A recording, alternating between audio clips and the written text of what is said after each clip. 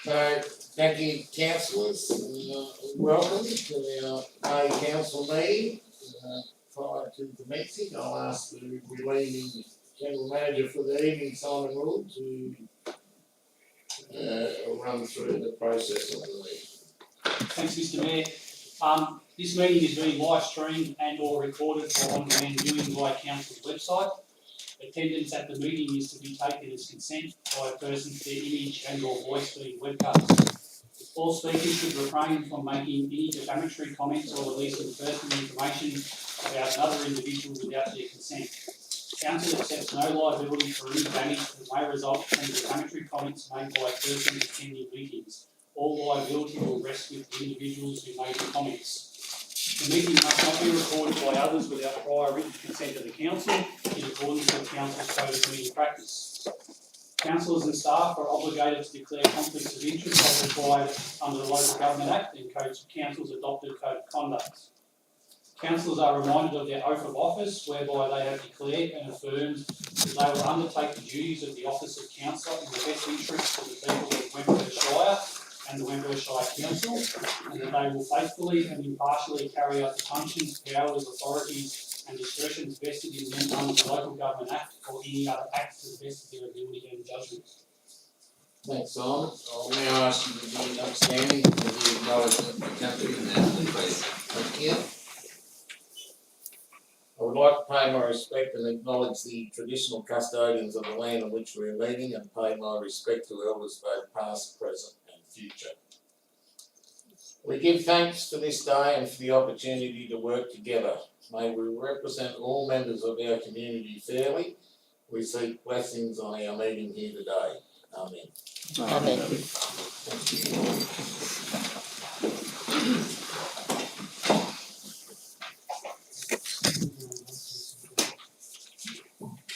Okay, no apologies this evening, except for the general manager, of course, who we know is ill. And he's made out watches. That's the official description. Are there any applications for leave of absence? Bill? Disclosures of any interest? Bill? So the minutes of the meeting on the 20th of April. I have a mover, please, to confirm them. Councillor Nichols, seconder. Councillor Barnett. With Yes. question, Councillor Nichols. Yes, I need added the 12A in the confidential last meeting. I declared a pecuniary interest as I'm a member of the Wentworth Bowling Club. It's not noted. I think for the records to be correct, it needs to be noted. Thank you very much. So that was 12.1 on page 38. It's in confidential. Yeah. Well, Yep. okay, so I'll be amended accordingly. Councillor Evans. Just a point of interest on the 9.4 in the minutes, Western Vision of Council Bangers Conference. It actually was a youth conference, modern annual conference. It's mentioned 3 times there. So it's a youth conference. I'll amend that.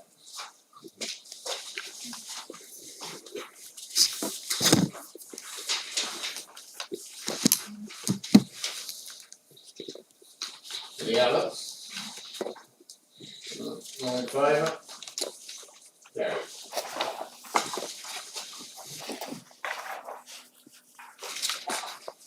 Okay, through to 6.1 is the outstanding notice from previous meeting. There's one there that's going to answer there with this idea presented to council on the 22nd of June. Mover, please, Councillor Ryder, second Councillor Ryder. Any questions? All in favour? Carried. 7.1, the mayoral report, shall move by myself. Second, Councillor Wentworth, any questions? Just one, Minister Steph Cook meeting. Yes, the video went we had because she's the Minister for Emergency Service. We were going to speak to her when we were Sydney and there was more floods happening and she had the bulk, we had a meeting with her, so she very kindly offered to pick up on the video. Okay, all in favour? Carry on. 9.1 is the General Manager's Report, the recommendation there, move it please. Councillor Linklater, Councillor Cooper, secondly, any questions?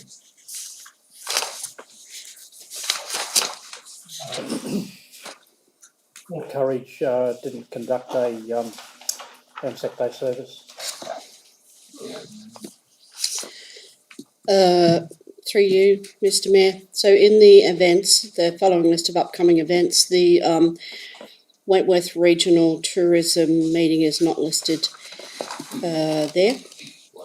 The Wentworth Regional Tourism meeting in page 53. Yep. And not listed, you know. yeah, and neither is the Wentworth Interagency Health Group. What dates? Council?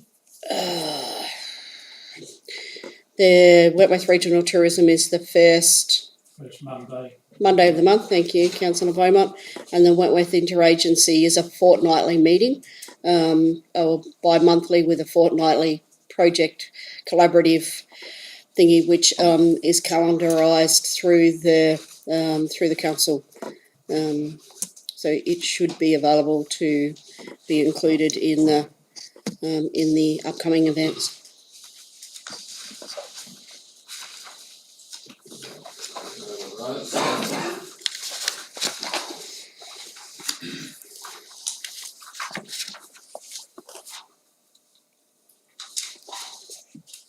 Any questions there arose? Office of Local Government Circular.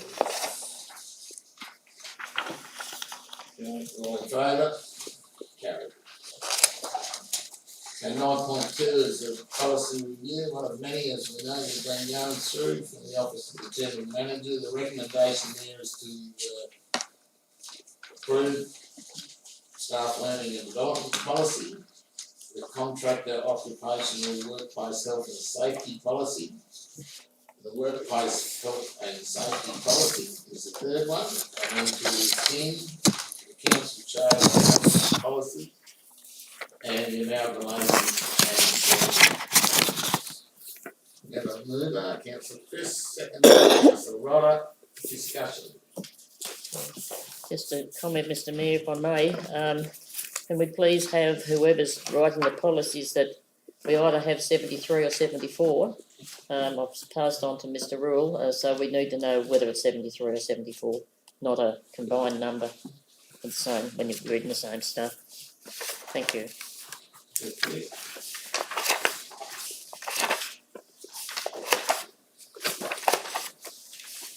Any other comments, questions? All in favour? Carried. 9.3, monthly finance report, recommendation there, can I have a mover? Councillor Rodder, Councillor Cooper. Any comments, questions? Yeah. Councillor Nichols. Yeah, one of the questions I was going to ask, I think, has been answered by what's happened previously. In the 2 pay periods, we've had 88 hours and 132 hours in 2 different areas, and without this overtime figure, would mean we could probably have an extra 8 or 9 people working on the staff for the same amount of money that we're paying out on a 2 monthly basis at the moment. And on page 78, could somebody please tell me the additional water charges, which is nearly 1.4 million, how did that sort of a figure come about? That's when we do that's the consumption charges that we do every 4 months. The guesstimates. Pardon? Did you say they're guesstimates? No, so that's additional revenue that we charge during the year outside of the normal rates run that we do when we strike the rate in July. It's for people's consumption of water during the course of the Oh, it's what they've actually used outside the rating figure. Yeah, okay, thank you. certainly a comment in relation to the overtime, I think probably roll into the meeting on Monday and some consideration. Any other questions? All in favour? Carried. 9.4 is the investment report, recommendation there, mover, councillor Cooper and councillor Chris. Any questions? All in favour? Carried. 9.5 is another policy review, Department of Finance and Policies, and there's a recommendation there. Council adopt a revised policy, a related party disclosure policy. The council adopt the proposed new policy, the contract management policy in draft format and place it on public exhibition for 28 days as required by the Local Government Act. And the council, following the completion of the public exhibition period and there being no submissions, adopt the following draft policies, which is the financial assistance policy and the credit card policy. And the mover, councillor Linklater, seconded councillor Rodder, for discussion. I have just one, Simon, in relation to the related party disclosure policy, does it have to go to public exhibition as well? No, Or is it saying? That's already been, so it's an existing policy, we've just revised it to comply with the accounting standards and best practice and whatnot. Very good, thank you. The others? All in favour? Carried. Okay, 9.6 is the endorsement of the delivery program, operational plan, disability inclusion plan, resource strategy for public exhibition. There's a long list of recommendations there. Rather than me run through them, I'll have a move and second if I can, councillors Chris and Rodder, and throw it open to discussion. Councillor Nicholas. Mr Mayor, I'd like to see a change to the recommendation in as far as we've got a 0.70 increase in rates, and we have no problem over that. We want to increase our water, raw water, domestic and waste water by 2.5%. I have a problem with that when we have over $10 million sitting in our finances, and I think to go outside with a figure like that, it's excessive. And those people who are waiting to have works done, when problems that we've had notified to us over some years that things haven't happened, I think when they read this and they see that the water rates are going to go up by 2.5%, is quite frankly ludicrous. So I don't know if anyone will follow, but I'd like to change the recommendation so that we reflect that to increase our wastewater access charge, our raw and filtered waters, they go, water consumption, that they go up by 0.070%, the same as the rates. So you're talking wastewater access charges? I'm talking the increased raw filtered water across excess charges and the water consumption charges. What's just those two? Yes, those two.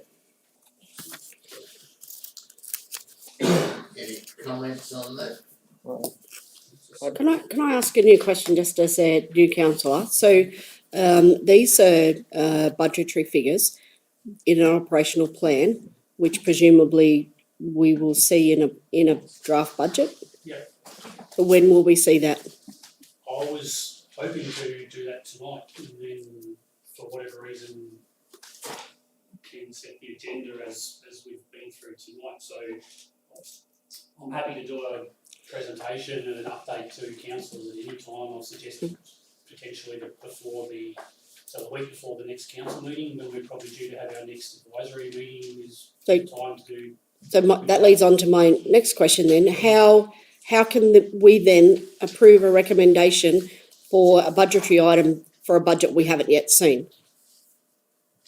We have to put it on public consultation, so then part of that public consultation involves consultation with council, so we can amend that, change that as part of that consultation process. So we're not voting. We're not on approving the fixed budget. Figure, we're voting No, just to go to public exhibition. Yeah, so should Councillor not, Evans is yeah. making suggestions that those two charges should be Reduced. decreased on the back of a pretty fair argument, in my view. Yeah. Councillor Clinkmeyer. Thanks, Mr Mayor. So, just following on from Susan's suggestion, Councillor Nichols' suggestion, I'd left a note for myself that to consider these rate rises, it needed an accompanying statement of how and when the service delivery will improve. Of course, those projects are outlined in the project statement, so that's taken care of. I'm not prepared to support an amendment to this tonight. Suffice to say that we're going to have that month to consider the impact of this, and I think that if you can model what Councillor Nichols is suggesting, so we can see what the impact would be on the overall budget. Councillor Chris. And to add to that, if you go to page 171, you'll see that we're anticipating a wage increase to our staff of 4.4%. And some of those targets. So given that that's 40% of our budget, we have to be mindful of our revenue streams, and inflation is likely, I think, in this coming year to go to that 4.4% or more. If the state are anticipating that figure, I think we just need to be mindful of the inflationary pressures our budget's going to come under, and just whether we probably need to support the quantum of what that impact will have if we go from 2.5 back to 0.7. And that's something I'm sure that the Director can provide us before we make any concessions going forward. Councillor Chris, should we not also consider the impact it will have on the people that we are representing? Yes. Also elsewhere in the budget, which I can't give you a page in that proposed financial plans, is the long-term financial capital commitments that are required to maintain these basic services. Was it 18 million was one of the figures for water and sewage over the 10-year plan? Yep.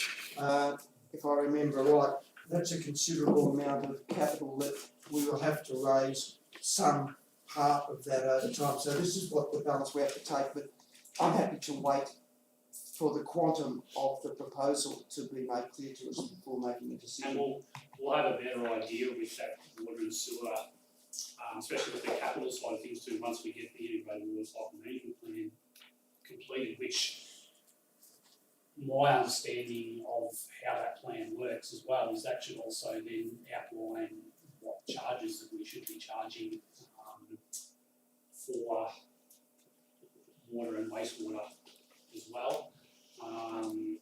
So yeah, I think I take on board the comments that have been expressed around the room. I'll prepare some additional figures for when we have that discussion on the 22nd of June, and we'll discuss what that potential impact will be. From an overall general perspective, the budget itself has been budgeted fairly conservatively. I've tried to capture where possible known housing developments and when they're going to come on board, hence why I've been a little bit conservative. And that's also whilst I've left a cash surplus in there of about $800,000 because some of the unknowns are a big leap of faith for us. But I'm more happy at the moment to be sitting here saying we've got a little bit of surplus and a little bit of fat in the budget than saying we have to find $1 million to take out of the budget. because those are discussions that no one really wants to have. So, yeah, we'll go through all of that on the 22nd of June. Mr Mayor? Councillor Nichols. Yeah. The recommendation does say the council gives notice of its intention to adopt the following rates and annual charges, which are contained within the draft. Therefore, we're giving credence to it, and you're talking about new development, and I have no problem with new development. However, my concern is with those people who've been paying rates over here for 40, 50, 60 years, and are not getting any recourse with the problems that they have with water.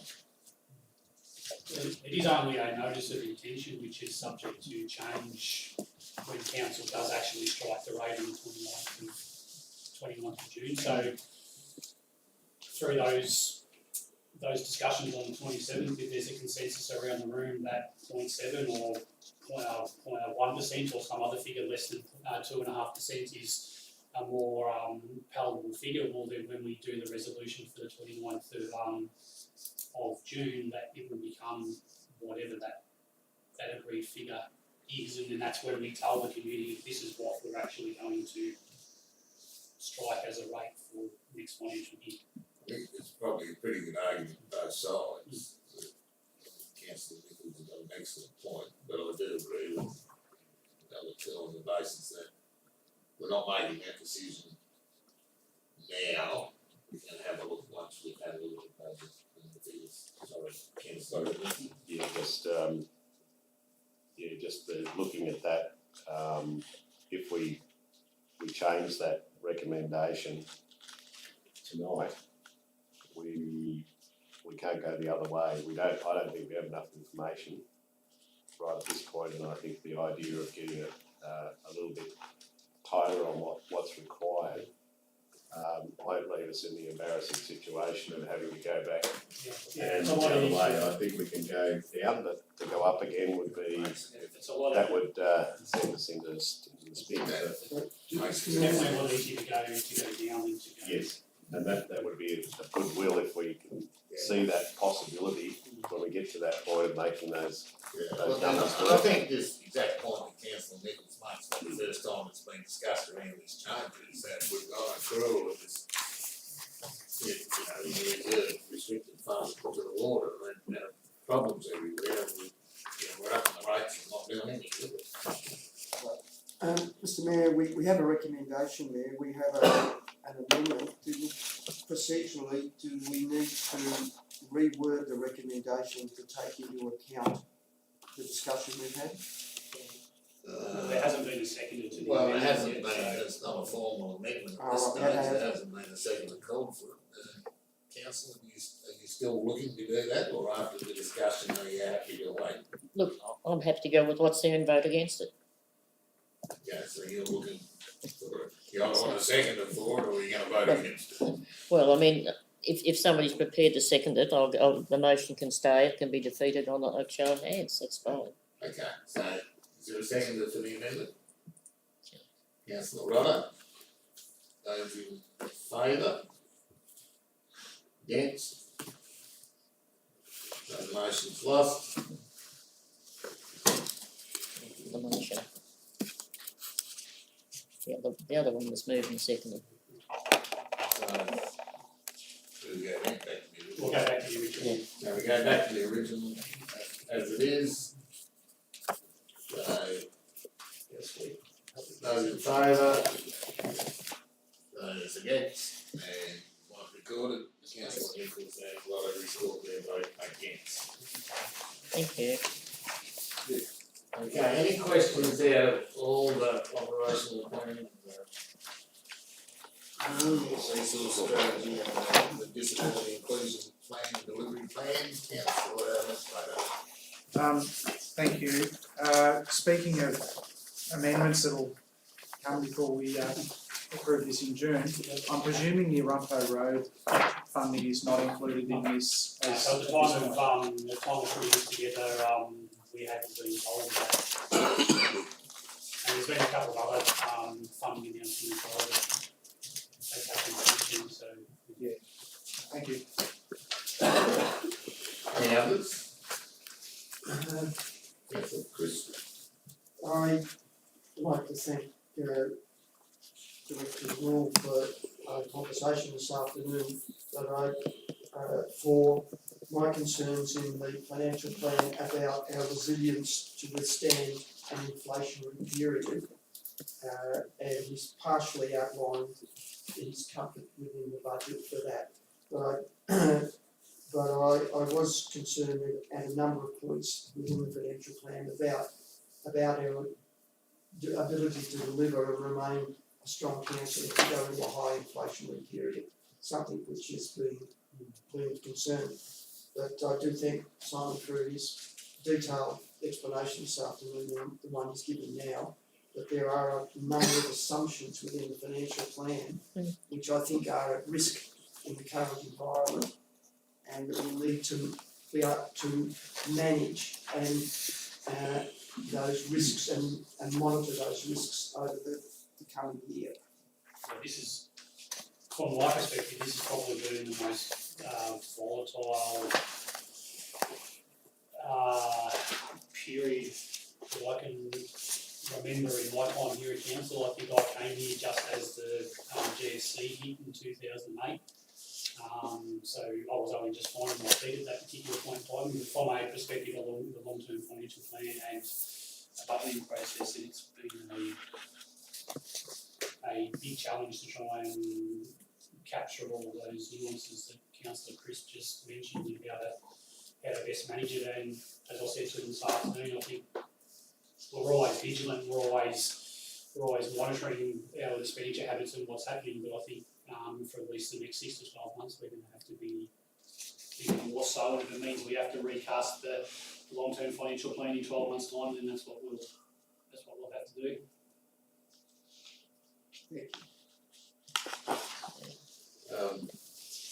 In the event of, we talked about 2, maybe 3% shift in interest rates.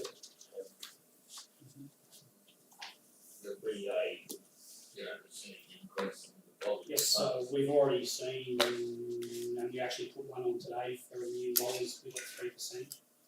About 3 as opposed to. For 6 months ago we were getting 0.5%. So It's just in the discussion between what may happen if you've got to wear a little bit, but not that we want to be too reliant on it.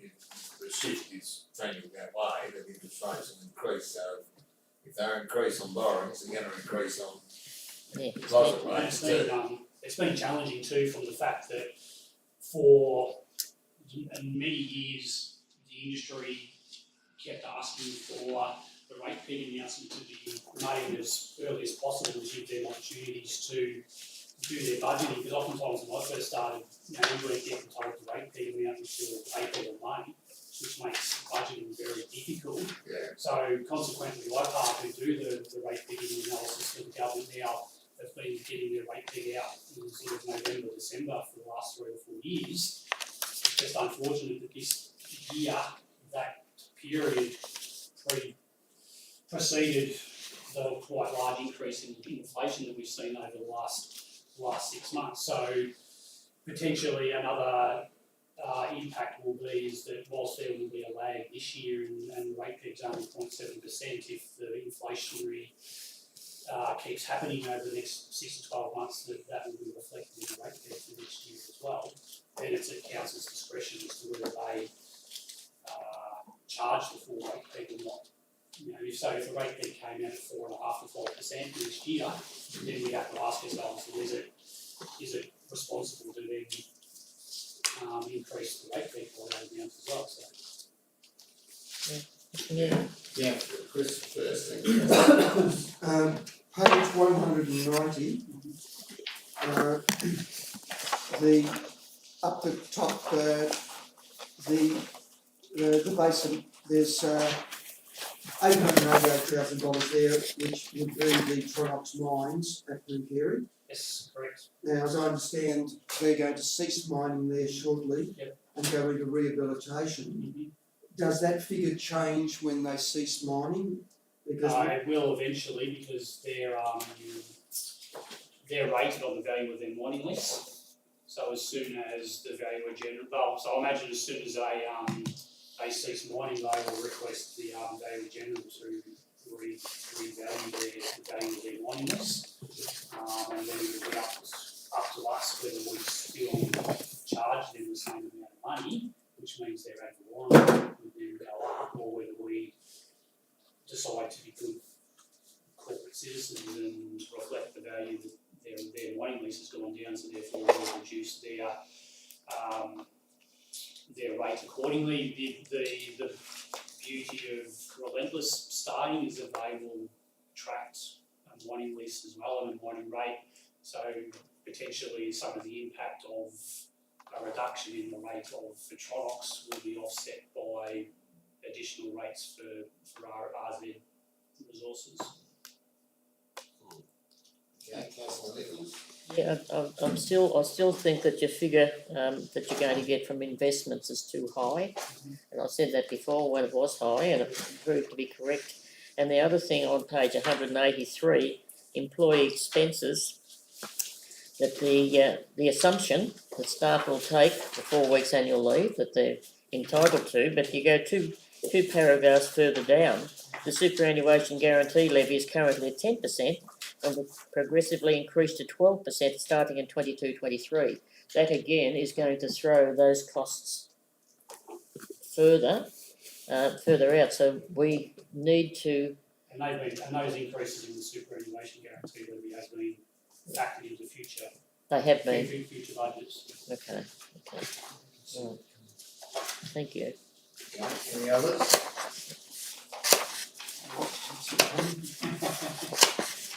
You have more councillor Chris, that you're looking for there, or? Yes, alas, I ran out of sticky notes. Yeah, can we have tabs next month, please? Yeah, so that Gail. was just due to Yeah, staff shortages, I know. shortages, unfortunately. If I was asked at the last minute to print all of this on Thursday afternoon. Yeah. Did a good job. Tell us, Fabulous. just tell us the pages, that's all. Okay, so. Where do we get to that? Yeah, all those on, yeah. Alright, 9.7, request for financial assistance. It's a recommendation there, can have a mover and a seconder. Councillors Linkletter and Beaumont, discussion.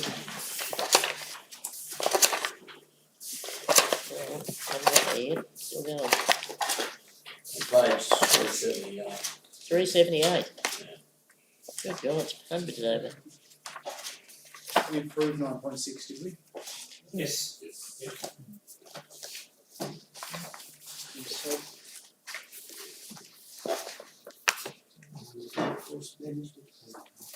So request for financial assistance, page 378.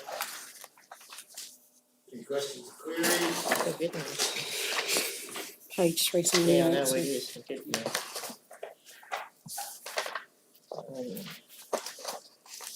Right, councillor Nichols. The only thing is St Razia Motorsport, we've given them 5,000. How many of those are locals and how many people does it bring into the place? There's one I had up at Gary. Carey. Carey Couple of weeks ago. a couple of weeks ago, and I actually found it a bit embarrassing when they came in to talk, because we gave them £5 last year, we sent them a bill for £6. So this year, instead of what they're actually asking is a fee waiver for everything. Yeah, they're asking for the 4,534. So instead of charging them for camping and grounds and Yeah, that's okay. all those types of things, they're just asking for. Did we actually give them money this year? They didn't want it. Oh, okay. It was all given last year. Went backwards. Any other questions?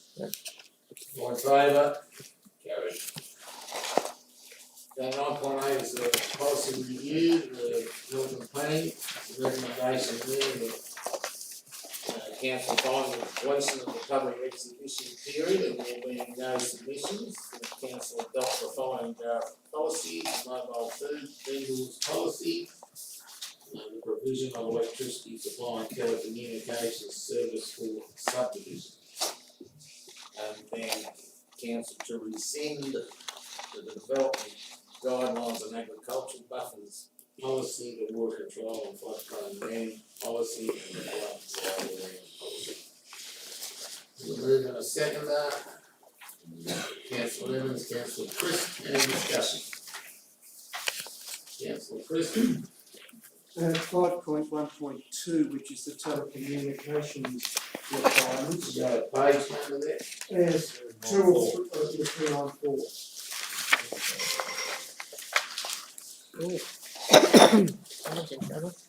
Yeah, 5.1.2, yes.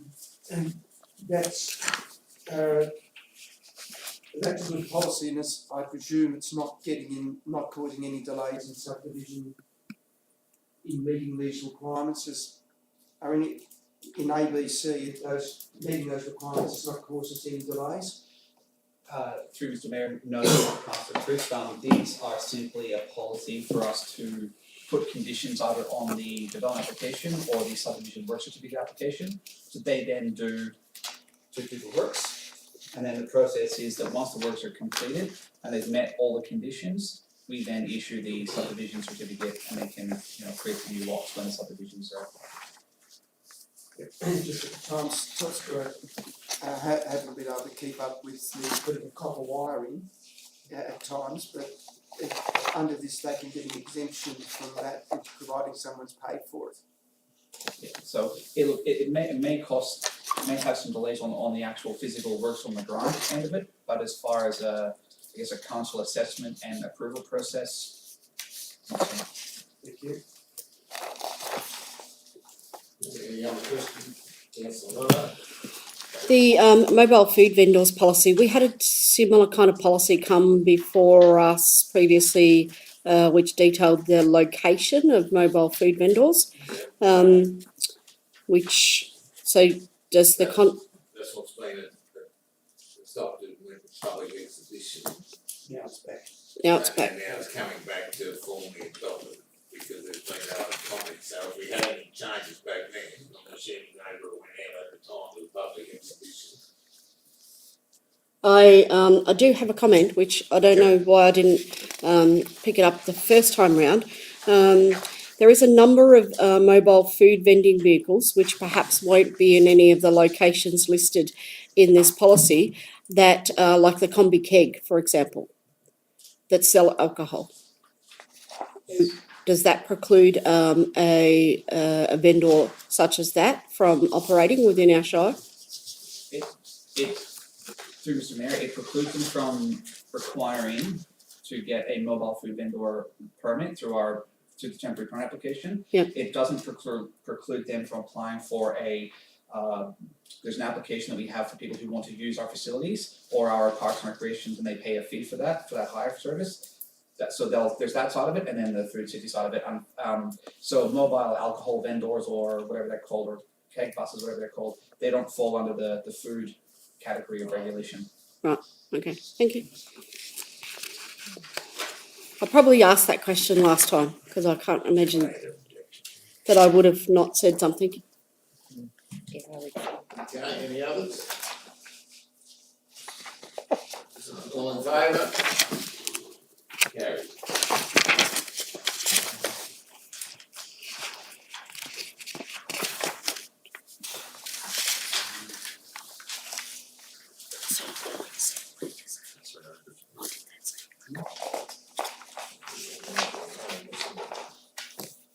Okay, 9.9 is the delegated approvals as of the end of April, recommendation there.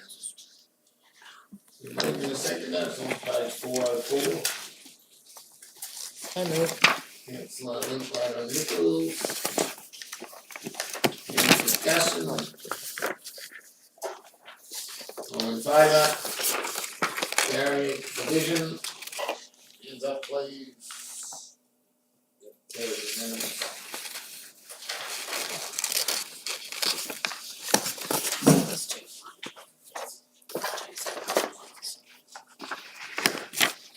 Okay, 9.10. The Flood Risk Management Committee expressions of interest. The organisation there, the member and a seconder. Thank you, Councillor Twist, Councillor Cooper. Open for discussion.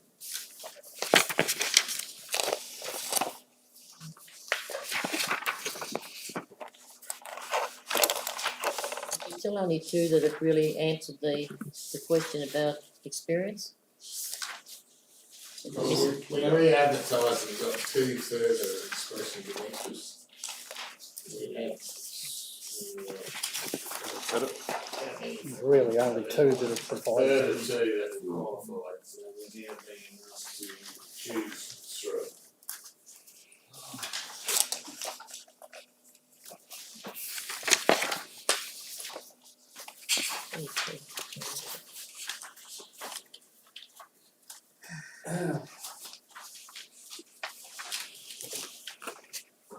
Do I see Whitfield Kelly I'm not, sorry, councillor Chris, aren't we discussing that under separate business? There, three?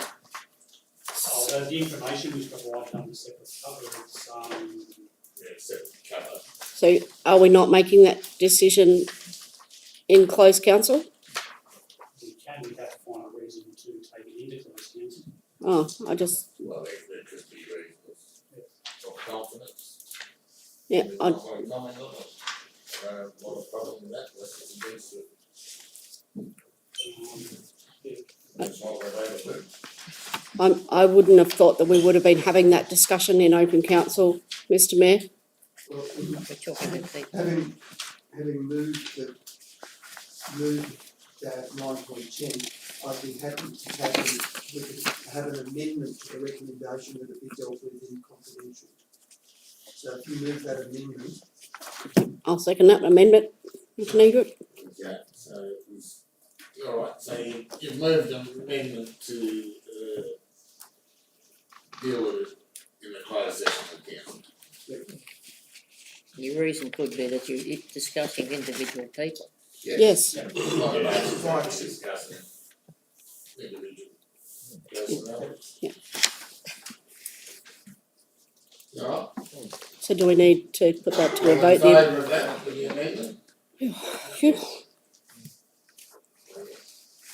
What's this other one here? If you wanna get it right, before we move on. You know.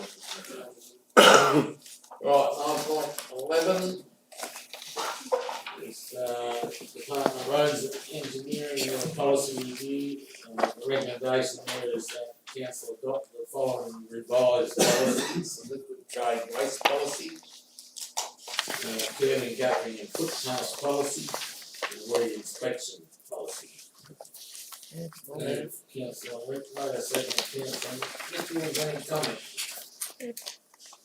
Councillor Nichols. This is one of the policy that says 74. So you're going to have to look anywhere, and on page 3 of 4 and 417, targets. The annual targets for inspections on high-risk pathways and sites and properties shall be those specified in Council's annual funding agreement for the Western Weeds Action Program 2015 to 2020. It's extinct. Do we have another? Have we renewed that action program? I believe that's, typo and a misprint, so that's. Okay. Other plans at the bottom of the page, it says Western Weeds Action Plan 2020. Yep. So we just change up the top there then. So it'll be 20 to 25.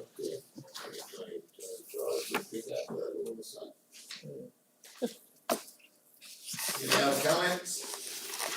All in favour? Carried. Okay, 9.12 is project and works report update for May 2022. So recommendation there, come up the mover. Councillor Chris, and Councillor Beaumont. Open for discussion, please. Comments anywhere? Councillor White? Just a couple of questions through you to Director Gunn. The Golgol Heights culvert head walls installation scheduled to commence during May. Do we have a date on that? I believe it's due for the last week of May. The contractor finishing off another project at the moment. The materials are all on site, ready to go. So indication through the project engineering guys, the contractors due to start last week of May. Thank you. Ditto to the Golgol Cemetery shed, scheduled to commence in May. Same deal last week. And just finally, with regards to the Pink Lake, the soil testing results been summarised early May. So did that happen, and are we still expecting the final report by the end of May? I take the question on those and I'll provide some information back. Thank you. And sorry, there was one final one. With the Rumpo Road upgrade, I know it's only recently been announced, so do we have any ideas of when that project might actually commence? What will be commencing first is the GIS and the associated agencies required for the project. The funding timeline fits into the commencement of the work and completion of the Coomberry Road project. So we wouldn't be expecting a start on the ground in that project until the early part of 2020. First quarter 23. Correct. Thank you. So, Director Director Engineering, just in relation to a Junction Island Bridge, do we have final drawings yet on that design? And can you tell us what the clearance might be from the underside of the bridge to water level? I know it'll vary depending on river height. Yes, the bridge designs have been already established. The bridge is being ordered and is being built at the moment. The clearance from I think from my understanding, the clearance from normal pool water level to the underside of the bridge is around about 1.7 metres. So clerics for most fishing boats, but it certainly would not clear a lake close to the tower on the wall or anything like that. So the bridge, see the computations, engineering computations are back for the abutments for the bridge and also for the approaches to the bridge itself. So the I think I'm not sure what the timeline was that the guys put in the report, but once confirmation of those are finalised and completed, we'll be packaging that project up to go out to. So, and the tender will be for the construction of the approaches and the abutments and the placement of the bridge. Is there any idea of the likely completion? I will be subject to tender and availabilities of the tenderers and their time frame. So I'm happy to follow up on that and give you a more precise date rather than guess at this meeting. Just a comment on the design of the footbridge through to Director of Engineering. 1.7 metres, if that's not, that doesn't sound, that sounds to be an unusual measurement. If you're in a tinny with a ebony, that's going to be too high. Tinny's going to be too high. It will be. It's pretty critical of that. That the measurement of the boats would be more important than some other measurement, indiscretion.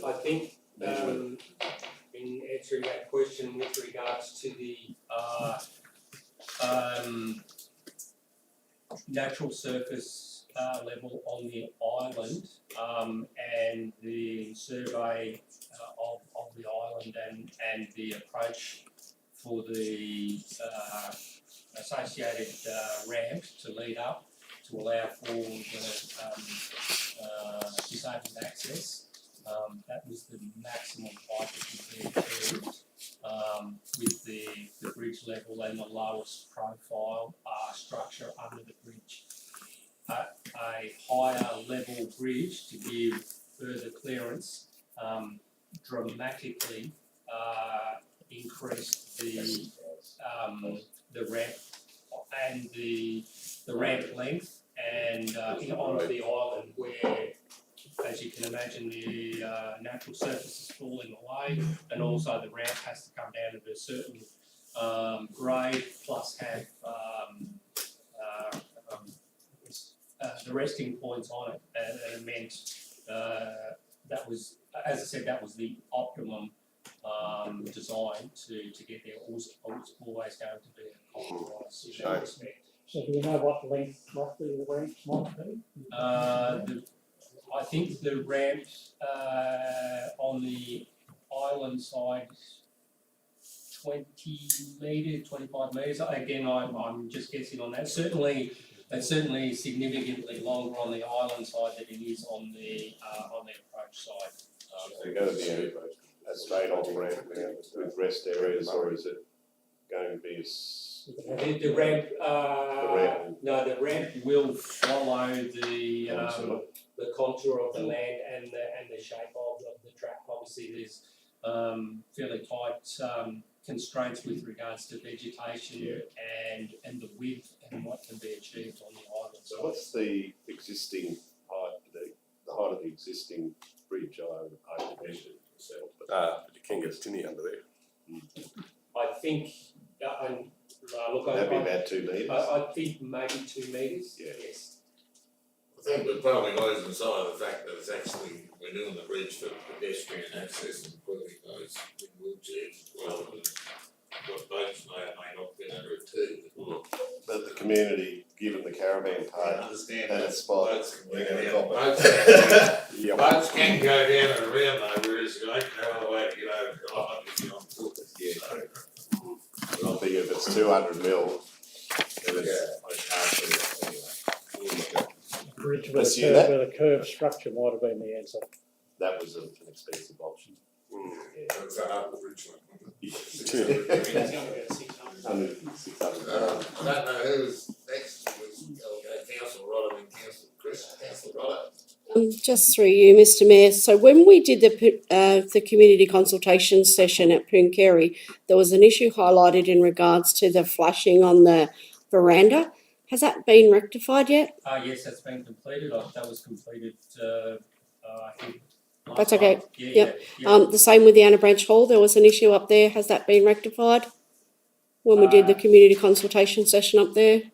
Yeah, look, I don't know about that one. I'm happy to take that question on notice and confirm that. Yeah, That was holes in the roof. There was holes in the roof. Yeah. Happy Yeah. to confirm that. Where are we at with the pigeons at the showgrounds? The pigeons at the showgrounds, I think the tender's been out. There was a note in there. Now, apologise for my. This report was established in my absence, but from my understanding, I think the contract has already been engaged. I think we did that last meeting. Yes. Engaged the contract with them. Yep, and now it's Actually, I have no idea where that's up to it. Perhaps I should have asked a particular councillor for the answer to that question. My understanding that the council has let the contract and it is to be delivered by the 30th of June. Right. And they're going to spray heavy after that to get rid of the feces. So the other, sorry, I've just got one more, Mr. Mayor. So one of the projects that I didn't see on that list was they're doing a footpath upgrade around the supermarket complex in Baronga. Private. Private. Private. That's funded by the developer. So our involvement in that project is limited. Right, so are council upgrading the path from the supermarket onwards towards the water tower? No, the pathway will finish at just past the supermarket on the Gold side. Yep. To line up with the crossing Crossover point. to, yeah, And then on the oval side will be the Excuse development me. of the new bus stop area there. So the new bus stop will line up with the crossing point, the PA gate for the oval, and Yeah. as I said, the crossing point. so there's no plans in place to extend the footpath from there up to the Midway Centre? Not at this stage. So, okay. Okay. I think there should be. Councillor Chris? I'd like to move an amendment to the recommendation. It's the wording I submitted earlier, which will come up. And it will read that a report on the caravan park redevelopment delivery options be prepared in the event that the current arrangements do not eventuate. Now, I know, speaking to that motion, if I have a seconder. I'll say. Thank you. Just briefly speaking, this is just to formalise what will be some discussions coming up at our briefing. Just formalise that so that our staff can get something comprehensive together, looking at all the possible options and implications of those options. Okay. Did you have something too? So what we're doing, that's an amendment, we'll finish the discussion and then vote on the amendment. Councillor, did you have something? Yeah, I do have. On page 422, what happened to the yellow ribbons? Yeah, I'll do it. Hasn't happened, and I haven't seen, it Same says, signs on the bridge, but not. yeah, and it says ribbons, yellow ribbons for staff and councillors, none of the staff are wearing yellow ribbons either. Yellow ribbon stickers on council vehicles, I haven't noticed those either, but they might have happened. And the other thing is probably a woman. We do have some stickers just on people want to hand them out. The other thing's probably a woman question. On page 423, Wentworth Long Day Care Centre, it's got delays, we can understand. Workers progress with gutter and fascia, roof and brickwork to follow. What do they stick the gutter and fascia to? Frame. The frame's up there. And it all balances out afterwards? Yeah, Okay, the because roof and guttering's on there. okay.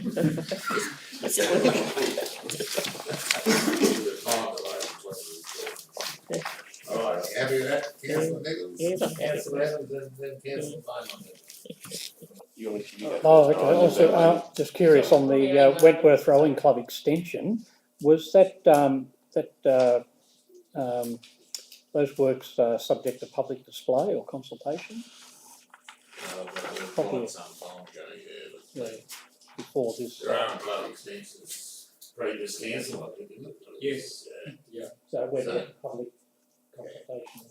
It did depend some, it did, but I think since that time there's had to have been some changes and some amendments. So tenders are going out and they're closed, Friday, yes. closed this Friday. What I missed before you. Well, then I'll cover it with councillor Nichols. I'm just stepping back to the motion, the amendment to the motion. That is for Monday night's meeting, that the report to be brought forward to that meeting. And if I could add to that, that we see some figures that was mentioned to me, a figure that has already been spent on the caravan park. I think councillors need to be aware of where we're sitting with that, so we don't have, so we're not saying this is how much it's going to cost. We've already spent an X amount of money. Just in relation to the works that have been done in the last 6 weeks or something like that. No, I'm talking about the figure that was mentioned from the beginning of our purchase. Power. Yeah, all those things, and just to get an idea of what the overall project cost will be, not just what we're looking forward to. Yeah. Mr Mayor. So that's, Sorry, Councillor Nichols. yeah, just final thing, on page 428, these photos of the Dearton Sewer Pump Station 2 refurbishment, quite frankly, that's an absolute disgrace that we've let some of our facilities get to that stage before we've had work done on them. It's no wonder that we're going to need millions of dollars to upgrade stuff and to do it, because it should never have got to that stage before we've done something to it.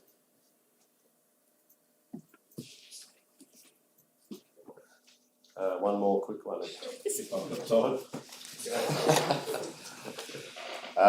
The Wentworth EDS, there's a very brief, that's on page 423. Council aims to provide the user group members information on the current pad and pontoon arrangement with the intention of updating the users on the current status of the project and receiving feedback where appropriate.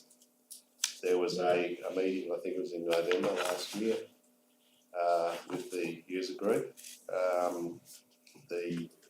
There was consideration of a visit to the South Australian facility to have a look at that.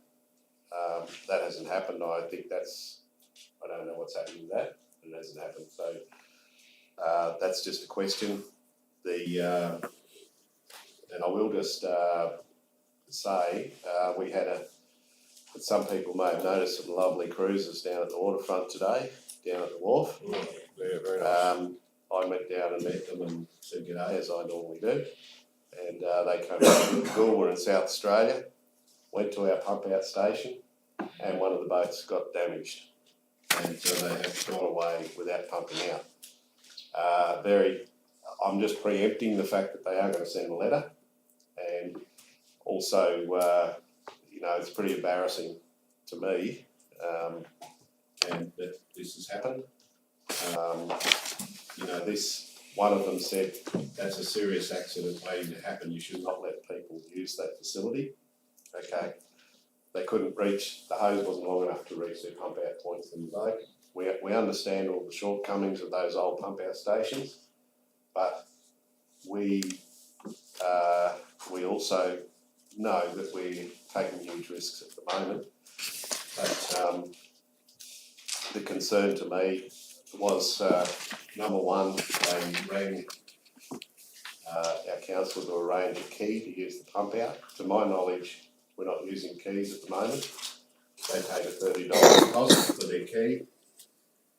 They were given A with 3 keys, I think, for the operation of the pump outs through our council office, and weren't aware that they are unnecessary at the moment because of the condition of the pump out. I'm not sure if Dearton is using one or it's functional. They were hoping it was because they're ending up to move or something. That's just covering on that. We've had a huge issue though, DDS, maybe We should be, it should have all been replaced by now, in reality, which is. and I'm not putting our council on the spot and saying we should have done it. I think there's a far greater responsibility to the river authorities as to why we should own and operate and maintain. So what is the going in South Australia? They all government owned, Yes, they maintain, the Department of Environment built 16 new ones a lot of stuff. by the state. It's the Department of, it's like our EPA, if you like. They take care of those. They came to a point that they had to replace them all, and they even built new ones in spots that were identified. So I think there's 16 new ones. They were building 2 or 3 years. They have their problems, but they've got 7 years experience on it now, since we looked at them the first time. So they also are very, they audit the boats, so boats have to be compliant in terms of holding the place, which is not done here because we don't have the facilities votes are not necessarily required to have audited holdings, so. So they can learn it's Yeah, well, that's what we hoped a long time ago, but I don't think we have. Councillor Lotte.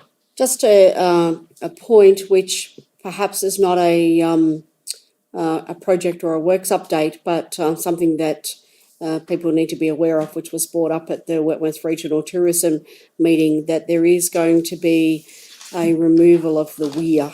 Yes. So I'm not sure whether that's been. I think that's very short, isn't it? It's 20th of June, 20th. and into the, depending on how they go with the removal and replacement. So that will have a significant impact on the water levels and the river traffic and. Yeah. Above the wind, yeah. So they're increasing flows out of Hume. I saw that in some briefings, and we've got a bit more coming down to Darwin, so yes, it will have an impact, but perhaps as great as it would have been at other times. It will have a bigger effect on the weed pool above. I think they're only replacing some of the original trestles with the new electric trestles. So that may be something that council might like to promote via the council newsletter, website, etc. To make sure that people are aware of that. Common knowledge. Yeah, it's going to result in more of the higher houseboats coming down this Yeah, road. or So, you know, it's a couple of the boats were suspended and they coming down. Yeah, well, it's, I know that Durbans have a number of them coming down, and also you will have a lot. What the rules are, or restrictions are now, in terms of the boats that come down and so they can float, can they tie up anywhere or? Yeah, I think they're sort of dealing with it in their own businesses as to where they are going to operate. Most of them operate out of the Apex Park area, along there. Just come the along. water level It's will drop. really, The water level will drop above. But do they need moorings downstream or upstream? downstream to Mildura. Yeah, they'll just moor wherever they find the right. But not official moor. They don't need official moorings, no. Well, it is, yeah. Wallabies out there. They'll move most of the boats to Coombe. But there could be 20 to 30 houseboats finding their way down here, and So probably timely to carry out an inspection on the pumping up facility at Death and ensure that it's going to be up to the grade for, June and greater usage. there may be a question about perhaps even from our side as a service is making available the wharf pump out in case, because obviously those big boats aren't allowed to go under that bridge, so they can't utilise our pump out anyway. So if they get caught out down here, and they'll only have Coombe to pump out. So it may be an option with the system we have at the wharf. Obviously the owners of the business could possibly be given some access to that as an emergency. So whether we perhaps an option for those users. Alright, anything else out of all that? Okay, we'll go back to the motion and the amendment. What was it? Oh, there we go. Phew. Hopefully somebody was writing down.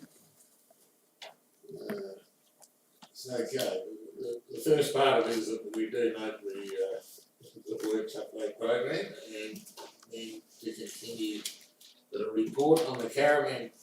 Look back. Report on the caravan park redevelopment delivery options be prepared for council in the event the current arrangements do not eventuate. Moved by councillor Chris and seconded by councillor Linklater. I thought I seconded that. I think it was there was a number of us shot our hands up at the same time. Yeah. Councillor Nichols? All in favour? Carried. Oh, okay, then we have the late one that We've got someone to move it, we, Over there, Mr. Rogers. over there, councillor Nichols, second, councillor Chris.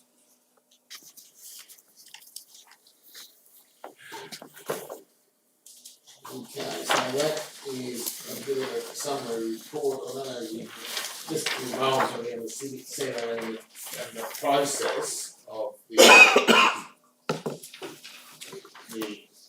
tender and the difference between an expression of interest and the tender process, which is a local government act regulation, and I'm just gonna go bang this line, explain a lot better. So the local government act and our own procurement policy both state that the preferred method of tendering is via an open tender process, and if we wish to do some other arrangement, we require a resolution of council to do so. So the regulations allow for what's known as a multi-stage or two-stage tender process, where in the first instance you go out for an expression of interest to see which contractors or potential tenderers might be interested in the tendering for the project, what methodology they're likely to use, some subcontractors they're likely to use, get a rough indication of potential costs, etc. From that EOI process, you then do a shortlist of those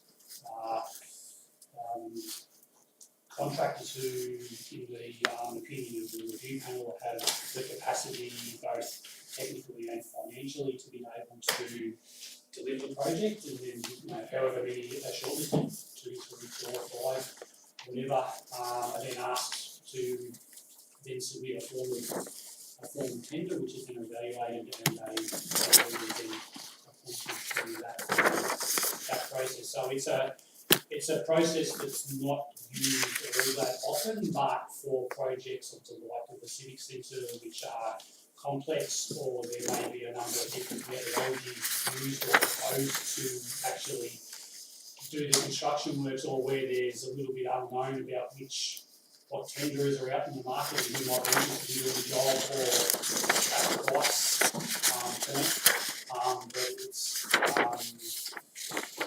it's recommended best practice that you do a sort of a market expression in the first interest to just gauge that interest, and then from there go to a select tender process.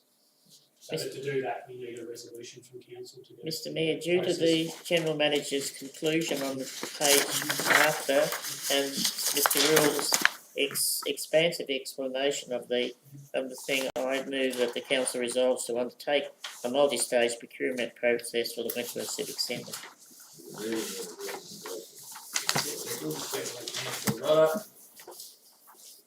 Any further additions? I think we're all pretty over that. All in favour? Carry. I had a question. Oh,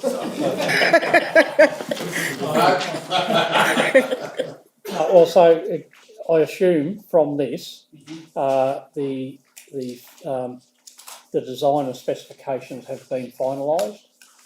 They are almost 100% done, but that won't stop the EOI process from happening, because whilst the EOI process is happening, we need to be finalising the last minute things that haven't been formally approved, and if there needs to be any addendums or additional information, so now we can do that. Hence why it's suggested a 4-week EOI process. Normally they're only sort of 2 or 3 weeks. I think a tenderer would want to see finalised design and specifications, wouldn't they, before they start putting. Have a look at your quote or something.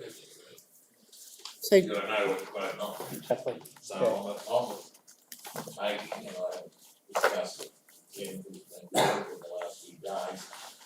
I did send Jeff an email yesterday, and that's the response I got back in terms of that process. And I think that, whatever's got to be tidying up, it's sort of Not significant. not an arm and a leg in terms of cost and just a few rules that we can or something like that.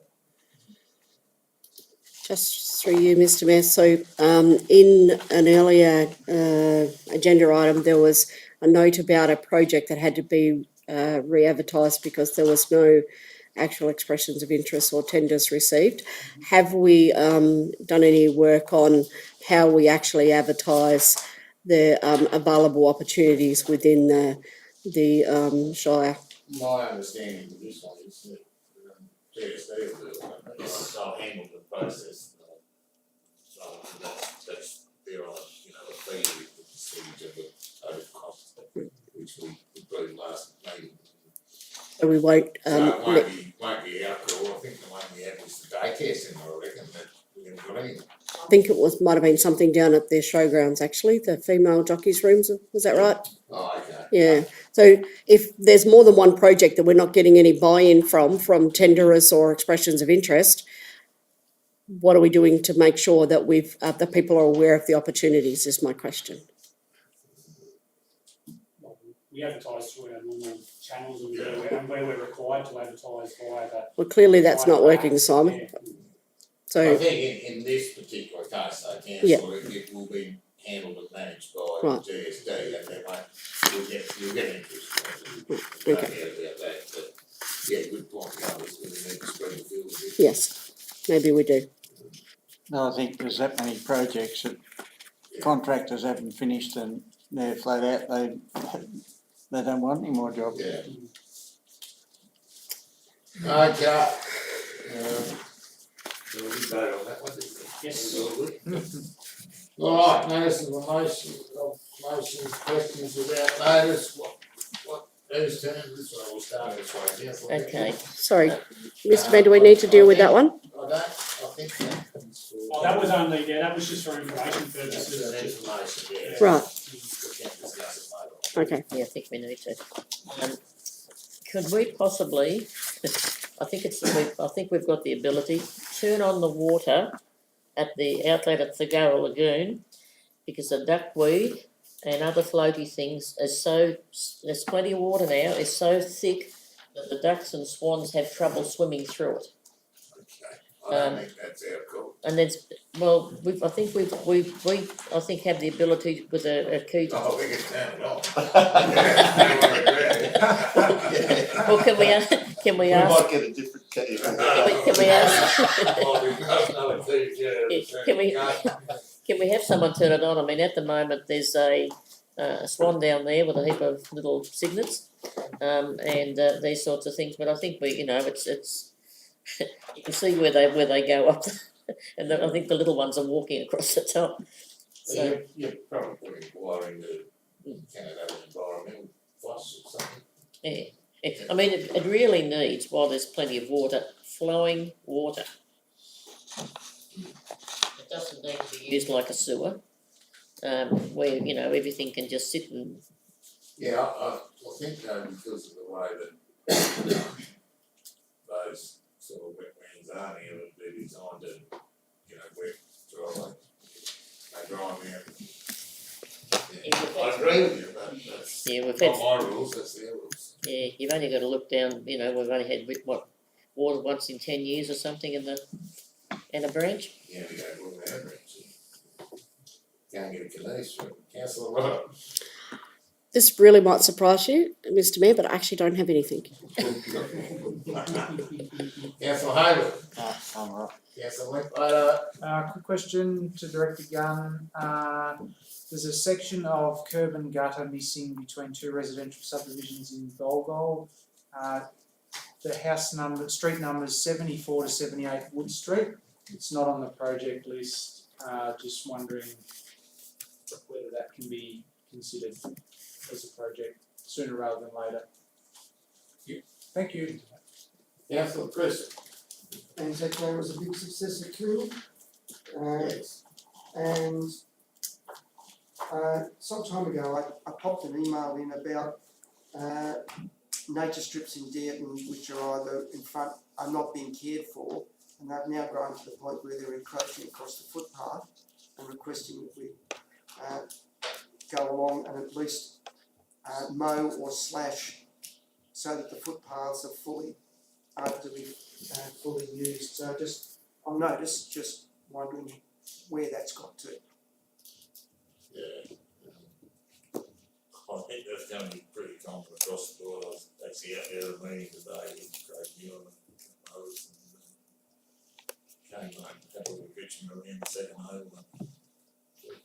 this last year, but then I thought we probably made that for about 4,000 Ks for infrastructure. It's just, that's what rain does. Some of We'll these, take the rain and clean up when we can get to it, I guess is the answer. some of these are not so much grass as shrubs. Yeah, okay. There's a lot of khaki weed and California puncture weed too. Oh, I, No idea, that's prompted me to think of something. It was too good to be true, I Well, know. we'll go around the table when we come back to it, so final say. Don't forget, Okay. don't forget. No, I won't forget. Yeah, just a couple, Mr Mayor, just a couple of concerned citizens out at Cudmore Road, Pomona. They've been there for well over 12 months now and they have not seen a grader. The road's atrocious. They've been bogged a couple of times. They've actually considered grading themselves and I said, well, don't do that. So that's one concern. Yeah, and they've got little children that can get bogged. Fair way off the road from where they live, so yeah, that was one of their major concerns, young families. So whether or not a grader could be run across that at some stage, while I guess it's not a big road, Cudmore Road. directing gun, that'd be one that probably we may overlook occasionally because it's all bitumen right through there now, so it's. And it's, yeah, and I think it services Shire Road out there. it's about five to six properties, I think it's actually Yeah. services, so Yeah, thank you. The other one was from another group of citizens in Kura, Silver City Highway, the old Rose Garden. There's a business venture going on there. I don't know how legal it is. Composting, I think it is. But the smell apparently is atrocious to the point where well-known locals have said if nothing's done, they're going to have to move. They just can't handle it. They have horses, they've got biting flies. The neighbouring property has dried fruit. They're not sure whether it's the maggots are coming from the compost or... But Worm castings. it's worm, yeah, so That's what they they. started off to get the worm castings, they got a compost and they said it's unbearable. So is that an EPA matter? You probably heard something, have you, Matthew? Or? Is that at 2559? That's correct, Silver City Highway. Correct, yeah, so I've actually been in contact with the landowner in last week and again this week. So the conversation I had with them was to the point that the landowner assumed that the vermiculture was just another agricultural use of the land, to which I informed him that while that's true, it still needs a level of development approval. And that I also explained to him that in the email I sent to them, that depending on the amount of waste being brought to the site would then depend on whether or not they actually need an environmental protection license through the EPA because of all the odor and the waste and things like that and storage and management and traffic and transport and all the rest of it. So I'm waiting to hear back from them that I've asked them to lodge a development application, sit with environmental effects and all the supporting documentation that goes with it. And then whatever comes in, we will then assess if and when they do that to determine whether it's just a local approval or whether they need to go to that next level. So at this point in time, it's a wait and see until I think sometime next week, and then I'll touch base with them again and try and progress the matter. So I heard that right, there was no application. Correct, and then we received a number of phone calls and emails. Our customer service ladies logged those calls from the community, and they've come through to me as customer requests to manage, which I've been doing. So in terms of a permitted use in that zone, it would probably qualify, but it's at what level is that? Correct, yeah, so it's not one of those ones where you can just go in and plant up, there's certain uses on agricultural land you can do without development consent, we all know that, but this isn't one of them. Because the idea, the concept's fantastic, because it's fertiliser, but it's, not good. Thank you.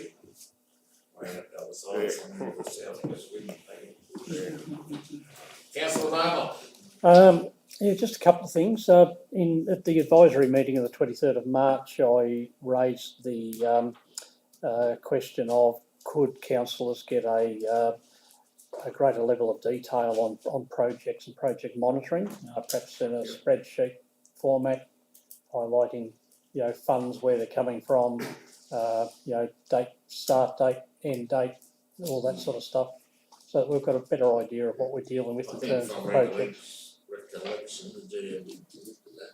Sorry? I think the GM did commit to sort of providing that. Pretty sure, Yeah, so I'll certainly chase that up.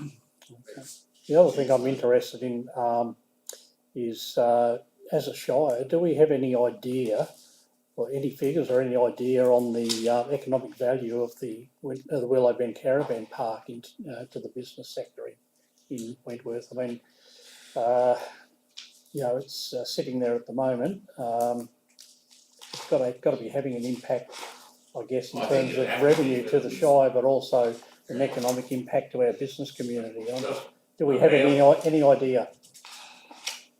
Maybe not specifically for the caravan park, but there are industry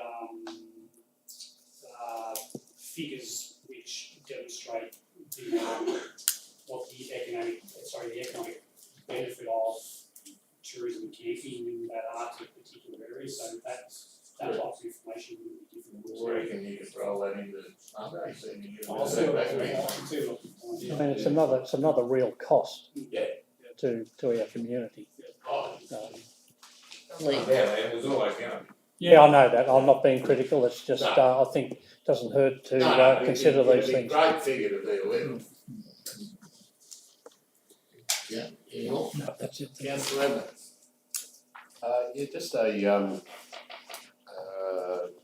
the Western Division conference, which that the Mayor and General Manager attended. Just wondering whether we could get a bit of detail on that. I know we have we all got minutes, Yeah. but it was pretty scant in It was actually information. very, I thought, compared to Sydney, mile in front, probably too small to compare. And half a dozen of the government ministers there, Ken and I had 20 minutes to say on the 7 minutes far away with it. So, the speakers were pretty good. When you took them at the OLG minister, Senator David was there, the water minister for me, headed off to the Indies. But I thought it was pretty good. Depends on most of the farmers things. Warren and a couple of others. Talking there want to become farmers. I might know more than me, but Yeah, no, I missed out on the meeting, which was not But good. no, I thought there was a bit of a interesting few notions they had when the passengers in that sort of building around. We've learned a good fellow here at Broken Hill loves to do it, So it was good. I think unfortunately for you and the deputy mayor, you couldn't make it at the time, but we would have got a bit out of it. I thought it was pretty good. The idea will be Yes, yeah. and date on that? Did we have a date on that? No, it was not going. Yeah. I'll find it. You'll find it better than me, I mean. Yeah, well, I don't know, I had to do a bit of chasing. Yeah. I think Dave was pretty busy. Yeah, it was well worth it. Okay, well, councillor Roller. Just a quick one, can we please send another notification to the owner of the service station, the old Shell site, Caltex, whatever it was on the corner at the roundabout at Baronga, to clean that up, please? And can we put that on repeat? And there's in there that they're gonna demolish it, isn't it? There's something been announced in last Thursday. I thought an application, you put that. Yeah. If I may, Mr. Mayor, the application was for the remediation of land and the removal of the underground petroleum storage tanks. So my guess is they'll probably clean up the site at that point. I just want the grass mowed at the front. When you come over the bridge, the first thing you see at the roundabout at Baronga, the entrance to our Shire, is a very unkept site. We can serve the notice, councillor, but we don't know who to serve the notice on because the parcel of land, while still managed by technically on our books, Caltex, but Caltex doesn't exist in the country anymore. Yeah. So I'm not entirely sure who actually owns the Well, land. I made this request once before and Ken fixed it, so perhaps ask him where he sent it, or either that or he sent maybe our mowing guys there to do it, I don't know. Yeah, but it's not a very good reflection on our Shire when that's the first thing you see when you cross the bridge. Are the roads paved? Yeah, yeah, demolishing the club, so Yeah, somebody I mean, obviously if the take rates aren't paid, responsibility. we'll not be able to comply. It's owned by Ample now. No, That's a we good. don't- we don't want to demolish it and clean it up. No, it's going to cost a fortune. It'd be a very, very expensive Well, piece of it's land all- to buy. Well, if you're canopy, it's a very Mm. expensive process. Right, okay. Councillor Evans, would you like to take us into close? Thank you. Okay, I move that the council adjourns into closed session, recording the meeting is suspended, and members of the press and public be excluded from the closed session, that access to the correspondence and reports relating to the items considered during the course of the closed session be withheld unless classified by separate resolution. Thank you, second for that, councillor Cooper, all in favour? Gallery.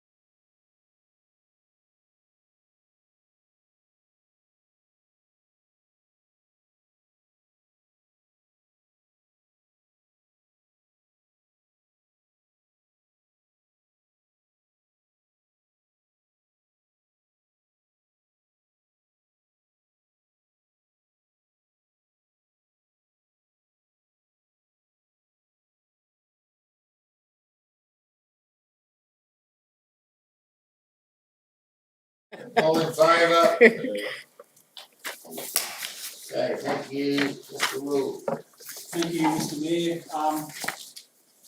In relation to the matter for the floodplain management committee, council resolved to select 3 applicants from those that have been received from as of November 2021, and that those 3 applicants will be notified accordingly of their appointment to the committee as community representatives on the committee.